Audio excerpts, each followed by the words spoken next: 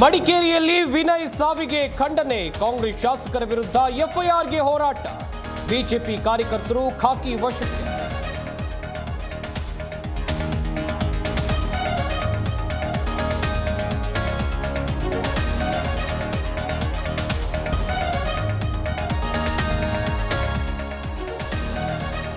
Cinema ರಂಗದಲ್ಲಿದ್ದಾಗ ಜಮೀನು ಖರೀದಿ ಮಾಡಿದ್ದು, ನನ್ನನ್ನ ಕಟ್ಟಿ ಹಾಕೋ ಪ್ರಯತ್ನ ಮಾಡಿದ್ರೆ ನಾನು ಹೆದರಲ್ಲ. ಸತ್ಯಮೇವ ಜಯತೆ ಎಂದು ಎಚ್ಡಿಕೆ ವಾ.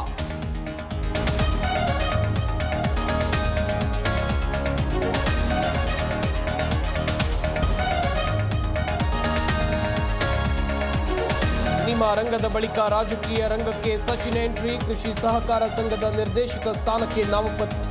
ಚಲುವರಾಯಸ್ವಾಮಿ ಮಗನ ಎಂಟ್ರಿಯಿಂದ ರಂಗೇರಿದ ಅಖಾಡ.